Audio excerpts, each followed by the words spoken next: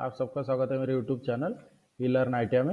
आज का जो हमारा टॉपिक है DRDO CEPTAM 10 mechanical trade theory mock test number 4। तो इसके पहले भी हमने 1 से लेकर 3 तक के मॉक टेस्ट सॉल्व करके दिया है, जो मेरे चैनल पे मिल जाएगा। और जितने भी हम क्वेश्चन सॉल्व करते हैं हर क्लास में, हर पूरे क्वेश्चन के PDF भी आपको डिस्क्रिप्शन में लिंक के तौर पर मिल जाता है, जहाँ से डाउनलोड करके चेक कर सकते हैं। और इसी तरह की रेगुलर क्लास के लिए मेरे चैनल को सब्सक्राइब करके बेल आइकन को दबाएं, ताकि मेरे वीडियो की नोटिफिकेशन आपको टाइम पर मिलते रहे। और इसी तरह की क्लास हम आपको एग्जाम होने तक करवाएंगे। तो स्टार्ट करते हैं। आज का जो हमारा टॉपिक है DRDO CEPTAM 10 mechanical trade theory mock test number 4। Mechanical trade theory, इसमें आपको मैकेनिकल जो भी ट्रेड है पूरे ट्रेड के क्वेश्चन, कॉमन क्वेश्चन लिए जाते हैं, जैसे turner, fitter, machinist, tool and die maker, machinist, grinder. इस तरह के जितने भी मैकेनिकल ट्रेड है पूरे ट्रेड के क्वेश्चन इसमें कॉमन क्वेश्चन लिए जाते हैं। तो शुरू करते हैं। तो पहला क्वेश्चन है, which one of the following reamer can adjust itself case of the slight misalignment when fitted on tailstock. जो क्वेश्चन में पूछा गया था कि निम्नलिखित में से कौन सा रिमर टेलेस्टॉक पर लगाए जाने पर मामूली गलत संरेखन के मामले में स्वयं को समायोजित कर सकता है।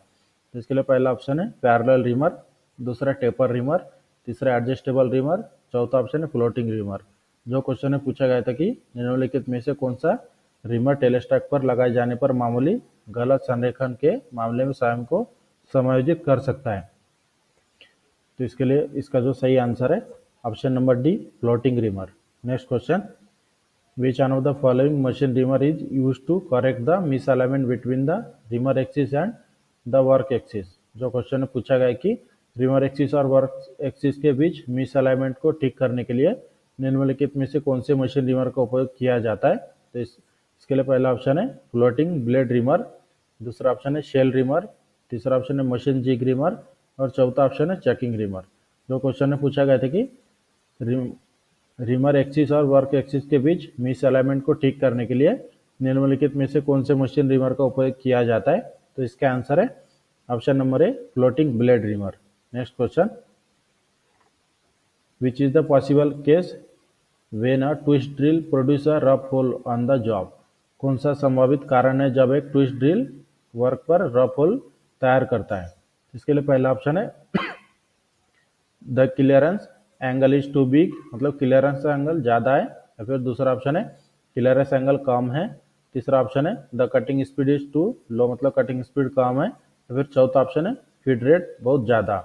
जो क्वेश्चन में पूछा गया था कि कौन सा संभावित कारण है जब एक ट्विस्ट ड्रिल वर्क पर रफ होल तैयार करता है। तो इसका जो सही आंसर है option number D, feed rate is too high, मतलब फीड दर बहुत ज़्यादा होने पर ट्विस्ट ड्रिल से जो होल तैयार होते हैं वो होल रफ तैयार होते हैं। Next question, grinding fluids are used to, grinding fluid का उपयोग कहाँ किया जाता है, यही क्वेश्चन में पूछा है।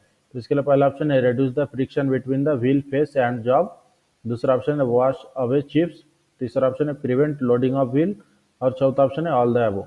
तो जो क्वेश्चन में पूछा गया था कि grinding fluids are used to, मतलब ग्राइंडिंग फ्लूइड्स कहाँ उपयोग किया जाता है। तो इसका जो सही आंसर है option number D, all of the above. मतलब ग्राइंडिंग फ्लूइड्स जब यूज करते हैं तो ये तीन जो ऑप्शन आपको दिखाई दे रहे हैं, इन तीनों कारण की वजह से ग्राइंडिंग फ्लूइड्स यूज किए जाते हैं। Next question, which one of the following angle of lathe cutting tool make it sharp and pointed. Lathe cutting tool का निम्न में से कौन सा एंगल शार्प और पॉइंटेड बनाता है। तो इसके लिए पहला ऑप्शन है पॉजिटिव रेक एंगल, दूसरा ऑप्शन है नेगेटिव रेक एंगल, तीसरा ऑप्शन है both positive and negative rake angle, चौथा ऑप्शन है नेदर पॉजिटिव और नेगेटिव रेक एंगल। जो क्वेश्चन में पूछा गया था कि लेथ कटिंग टूल का निम्न में से कौन सा एंगल उसे शार्प और पॉइंटेड बनाता है। तो इसका सही आंसर है option number A, positive rake angle. और इसी तरह के रेगुलर क्लास के लिए मेरे चैनल को सब्सक्राइब करके बेल आइकन को दबाएं, ताकि मेरे वीडियो की नोटिफिकेशन आपको टाइम पर मिलते रहे। Next question, a drill hole goes out of the centre due to, मतलब जो क्वेश्चन में पूछा गया कि एक ड्रिल किया हुआ होल कौन से कारण की वजह से सेंटर से बाहर हो जाता है। तो इसके लिए पहला ऑप्शन है इम्प्रॉपर क्लैंपिंग ऑफ वर्कपीस, दूसरा ऑप्शन है वर्कपीस हैविंग ब्लो होल्स, तीसरा ऑप्शन है centre punch mark not being large enough to give proper seat of the chisel edge of drill, चौथा ऑप्शन है एनी ऑफ द अबव। जो question में पूछा गया था कि एक ड्रिल किया हुआ होल कौन से कारण की वजह से सेंटर से आउट हो जाता है। तो इसका सही आंसर है option number D, any of the above. मतलब ये जो आपको तीन ऑप्शन दिखाई दे रहे हैं, इन तीन कारण कौन से भी एक कारण की वजह से सेंटर जो ड्रिल हम ड्रिलिंग करते हैं तो सेंटर से बाहर हो जाता है। Next question, the point angle of twist drill depend upon the, twist drill के पॉइंट एंगल किस पर निर्भर करती है, यही क्वेश्चन ने पूछा है। इसके लिए पहला ऑप्शन है कटिंग स्पीड, दूसरा टाइप्स ऑफ ड्रिल मशीन, तीसरा साइज ऑफ द ड्रिल, चौथा ऑप्शन है मटेरियल टू बी ड्रिल। जो क्वेश्चन में पूछा गया था कि ट्विस्ट ड्रिल का पॉइंट एंगल किस पर निर्भर करती है, तो इसका सही आंसर है option number D, material to be drill. मतलब जिस मटेरियल के ऊपर हमें ड्रिलिंग करना है उस मटेरियल के ऊपर डिपेंड करता है कि हमें ट्विस्ट ड्रिल का पॉइंट एंगल कितना रखना है। Next question, when threading a blind hole the third finisher tap is use, blind hole के ऊपर थ्रेडिंग करते समय जो फिनिशिंग टैप का उपयोग किया जाता है वो कौन से कारण की वजह से किया जाता है, यही क्वेश्चन में पूछा गया है। इसके लिए पहला ऑप्शन है to thread the hole with full thread up to the bottom, दूसरा ऑप्शन है टू स्टार्ट द थ्रेड, तीसरा ऑप्शन है आफ्टर द फर्स्ट टैप, और चौथा ऑप्शन है to form the thread easily. जो क्वेश्चन में पूछा गया था कि ब्लाइंड होल थ्रेडिंग करते समय हम फिनिशिंग टैप या फिर थर्ड नंबर का टैप उपयोग करते हैं तो कौन से कारण की वजह से करते हैं, यही क्वेश्चन ने पूछा है। तो इसका जो सही आंसर है option number A, to thread the hole with full thread up to the bottom. मतलब ब्लाइंड होल के नीचे तक अगर हमें टैपिंग करना है तो उस समय बॉटमिंग टैप का ही उपयोग करके ब्लाइंड होल में टैपिंग किया जाता है।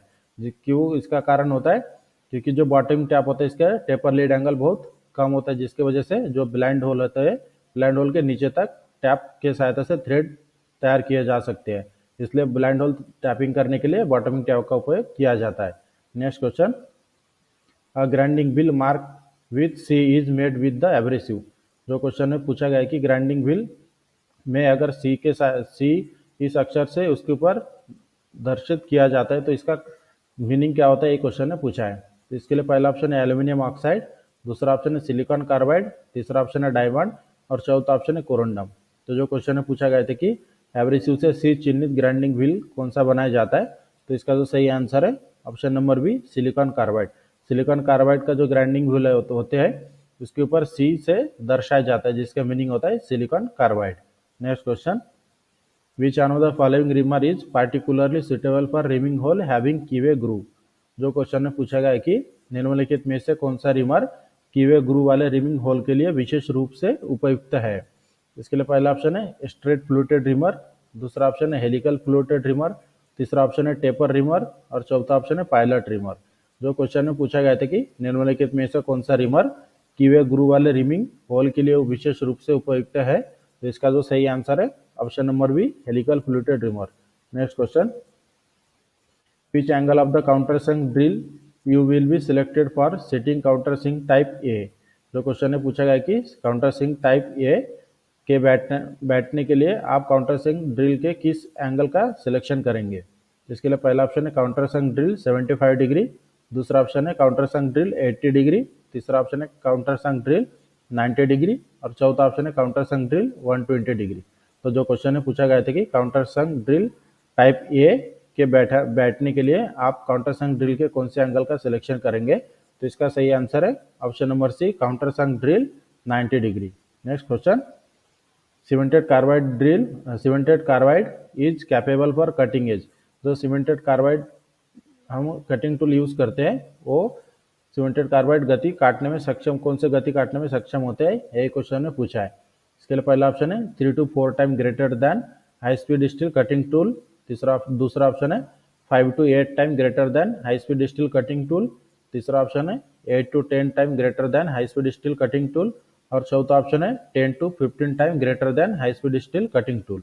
जो क्वेश्चन में पूछा गया था कि cemented carbide is capable of cutting speed, तो इसका जो सही आंसर है option number A, 3 to 4 time greater than high speed cutting tool. जो इसका मीनिंग होता है हाई स्पीड स्टील के कटिंग टूल से 3 से 4 गुना अधिक। Next question, rake angle of the lathe tool can be. जो क्वेश्चन में पूछा गया है कि लेथ टूल का रेक एंगल होता है, जो रेक एंगल कटिंग टूल का रेक एंगल वह निम्नलिखित में से कौन सा होता है, यही क्वेश्चन में पूछा गया है। इसके लिए पहला ऑप्शन है पॉजिटिव, दूसरा ऑप्शन है नेगेटिव, तीसरा ऑप्शन है जीरो और चौथा ऑप्शन है any of the positive, negative और जीरो। तो जो कटिंग टूल का रेक एंगल होता है तो वो कौन सा होता है, पॉजिटिव, नेगेटिव या फिर जीरो, यही क्वेश्चन ने पूछा था। तो इसका सही आंसर है option number D, any of positive, negative और जीरो। जो कटिंग टूल का रेक एंगल होता है हम कटिंग टूल का रेक्टेंगल को पॉजिटिव, नेगेटिव या फिर जीरो रेक्टेंगल रख सकते हैं। Next question, which one of the following is use to rectify damage और रस्टेड थ्रेड। क्षतिग्रस्त या फिर जंग लगे थ्रेड को ठीक करने के लिए निम्नलिखित में से किसका प्रयोग किया जाता है, यही क्वेश्चन ने पूछा है। इसके लिए पहला ऑप्शन है डाई नट, दूसरा सर्कुलर स्प्लिट डाई, तीसरा ऑप्शन है टू पीस डाई और चौथा ऑप्शन है डाई प्लेट। जो क्वेश्चन ने पूछा गया था कि डैमेज या फिर जंग लगे थ्रेड को ठीक करने के लिए निम्नलिखित में से किसका उपयोग किया जाता है, तो इसका सही आंसर है option number A, die nut. Next question, spot facing is done to. Spot facing हम किसके लिए करते हैं, यही क्वेश्चन में पूछा गया है। इसके लिए पहला ऑप्शन है deburr the mouth of the drill hole, दूसरा ऑप्शन है make surface flat so that bolt can take proper seat on the surface, तीसरा ऑप्शन है give fine finish to the drill hole और चौथा ऑप्शन है analyse the exiting hole. तो question में पूछा गया था कि स्पॉट फेसिंग हम क्यों करते हैं, तो इसका जो सही आंसर है option number B, make surface flat so that bolt head can take proper seat on the surface, मतलब सतह को सपाट बनाए ताकि बोल्ट का सिरा सतह पर उचित जगह ले सके। नेक्स्ट क्वेश्चन,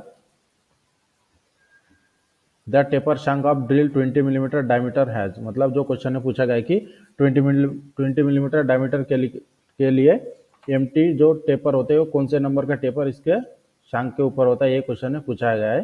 इसके लिए पहला ऑप्शन है MT1 टेपर, दूसरा ऑप्शन है MT2 टेपर, तीसरा ऑप्शन है MT3 टेपर और चौथा ऑप्शन है MT4 टेपर। तो जो क्वेश्चन ने पूछा गया था कि टेपर शैंक ड्रिल जो 20 मिलीमीटर का होता है यह कौन से टेपर में आते हैं, तो इसका जो सही आंसर है option number B, MT2 taper. Next question, as per Indian standard the grain size 46 comes under the group. Indian standard के अनुसार ग्रेन का आकार 46 कौन से समूह के अंतर्गत आता है, यही क्वेश्चन ने पूछा है। इसके लिए पहला ऑप्शन है कोर्स, दूसरा मीडियम, तीसरा फाइन और चौथा ऑप्शन है वेरी फाइन। जो क्वेश्चन ने पूछा गया था कि इंडियन स्टैंडर्ड के अनुसार ग्रेन का आकार 46 कौन से समूह के अंतर्गत आता है, तो इसका सही आंसर है option number B, medium. Next question, how does a hand reamer differ from a machine reamer. Question में पूछा गया है कि मशीन रिमर से हैंड रिमर किस प्रकार से भिन्न होता है, तो इसके लिए पहला ऑप्शन है larger Vivel lead for the cutting edge, दूसरा ऑप्शन है मोर नंबर ऑफ कटिंग टीथ, तीसरा ऑप्शन है less number of cutting teeth और चौथा ऑप्शन है unequal spacing of cutting edge. जो क्वेश्चन में पूछा गया था कि मशीन रिमर से हैंड रिमर किस प्रकार से भिन्न होता है, तो इसका सही आंसर है option number A, larger Vivel lead for the cutting edge. Cutting edge के लिए बड़ा विवेल लीड होता है। Next question, counter boring is done for. Counter boring हम किस लिए करते हैं, यही क्वेश्चन ने पूछा है। इसके लिए पहला ऑप्शन है डेवर होल एंड, दूसरा ऑप्शन है analyse the hole to accurate size, तीसरा ऑप्शन है फिनिशिंग द कोड होल और चौथा ऑप्शन है अकोमेंडिंग सॉकेट हेड स्क्रू। जो क्वेश्चन ने पूछा गया था कि काउंटर बोरिंग हम किस लिए करते हैं, तो इसका सही आंसर है option number D, accommodating socket head screw. Socket head screw को बिठाने के लिए काउंटर बोरिंग किया जाता है। Next question, a rimmed hole has patches of poor finish. Which one of the following is the case for this defect? जो question में पूछा गया है कि रिमिंग होल में खराब फिनिश के पैच होते हैं, तो निम्नलिखित में से कौन सा इस दोष का कारण है। इसके लिए पहला ऑप्शन है the bore hole has insufficient rhyming allowance, दूसरा ऑप्शन है एक्सेसिव कटिंग स्पीड, तीसरा ऑप्शन है wrong selection of the reamer for the job और चौथा ऑप्शन है इनसफिशिएंट कूलेंट सप्लाई। जो क्वेश्चन ने पूछा गया था कि रिमिंग होल में खराब फिनिश के पैच होते हैं, तो निम्नलिखित में से कौन सा इस दोष का कारण है, तो इसका जो सही आंसर है option number A, the bore hole has insufficient rhyming allowance, मतलब बोर होल में अपर्याप्त रिमिंग अलाउंस है जिसके वजह से जो फिनिशिंग पैचेस तैयार होते हैं। Next question, in which of the following machining operation single point cutting tool are not use.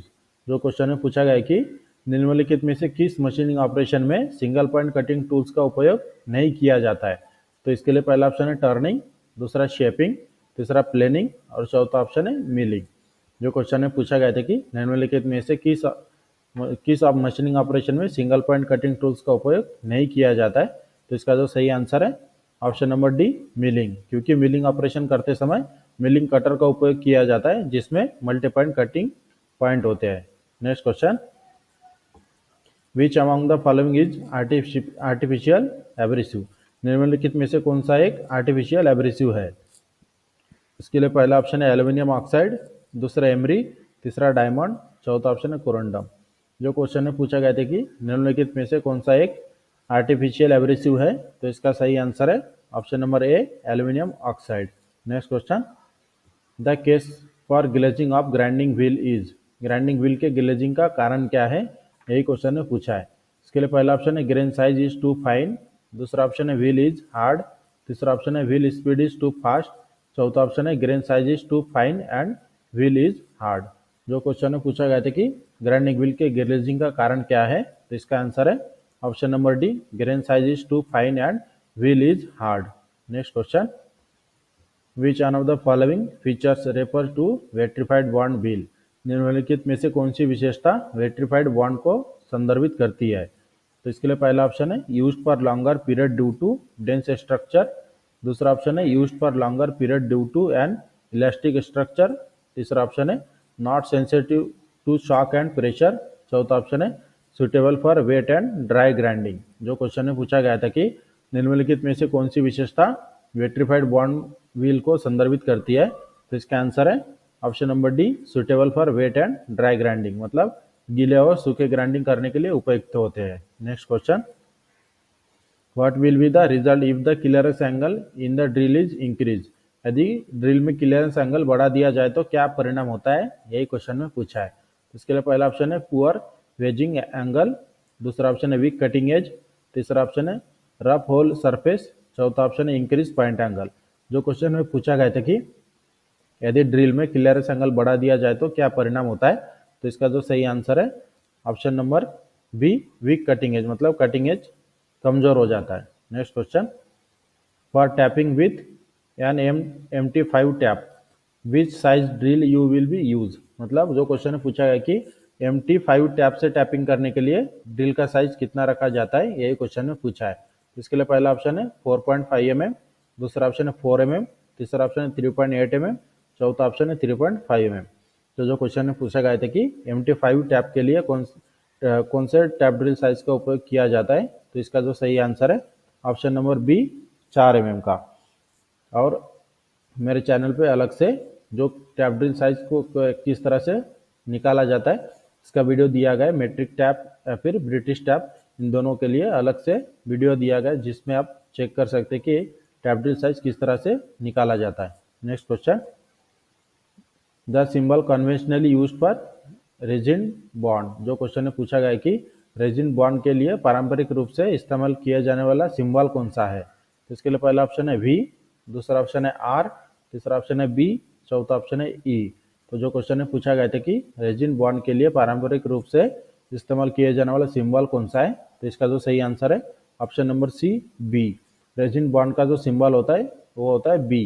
Next question, there are 2 rake angle of lathe cutting tool, lathe cutting tool में 2 rake angle होते हैं, वह कौन कौन से है, यही question में पूछा है।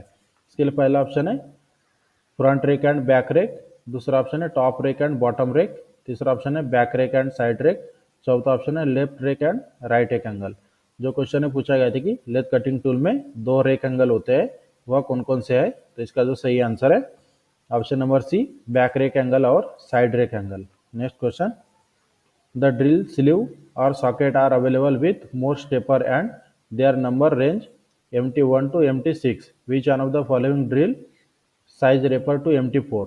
जो क्वेश्चन में पूछा गया है कि ड्रिल स्लीव या सॉकेट मोर स्टेपर के साथ उपलब्ध है और उनकी संख्या MT1 से MT6 तक है, निम्नलिखित में से कौन सा ड्रिल आकार MT4 को संदर्भित करता है, तो इसके लिए पहला ऑप्शन है ड्रिल एबो 14 mm टू 23 mm, दूसरा ऑप्शन है 23 mm से 31.75 mm, तीसरा ऑप्शन है 31.75 mm से 50.50 mm और चौथा ऑप्शन है 50.50 mm से 76 mm। तो जो क्वेश्चन में पूछा गया था कि ड्रिल स्लीव या सॉकेट मोस्ट स्टेपर के साथ उपलब्ध होते हैं और उनकी संख्या MT1 से MT6 तक है, निम्नलिखित में से कौन सा ड्रिल आकार MT4 को संदर्भित करता है, तो इसका जो सही आंसर है ऑप्शन नंबर सी ड्रिल एबो 31.75 mm से 50.50 mm तक। Next question, which one of the following is not true the reference to reference to the negative rake angle of the lathe cutting tool. Lathe cutting tool के negative rake angle के संदर्भ में निम्नलिखित में से कौन सा कथन सही नहीं है, यही क्वेश्चन ने पूछा है। इसके लिए पहला ऑप्शन है मेक टूल ब्लंट, दूसरा ऑप्शन है increase the strength of the tool, तीसरा ऑप्शन है केस हायर टेम्परेचर और चौथा ऑप्शन है रिड्यूस फ्रिक्शन। जो क्वेश्चन में पूछा गया था कि लेथ कटिंग टूल के नेगेटिव रेक एंगल में रेक एंगल के संदर्भ में निम्नलिखित में से कौन सा कथन सही नहीं है, तो इसका सही आंसर है option number D, reduce friction, मतलब घर्षण को कम करता है। तो इस तरह आज का जो हमारा क्लास था DRDO sub term 10 mechanical trade theory mock test number 4, इसमें हमने आपको इंपॉर्टेंट 30 क्वेश्चन सॉल्व करके दिया है। और इसी तरह के रेगुलर क्लास के लिए मेरे चैनल को सब्सक्राइब करके बेल आइकन को दबाएं ताकि मेरे वीडियो की नोटिफिकेशन आपको टाइम पर मिलते रहे। और वीडियो अच्छी लगी तो हमारे चैनल को सब्सक्राइब करें, शेयर करें और लाइक जरूर करें।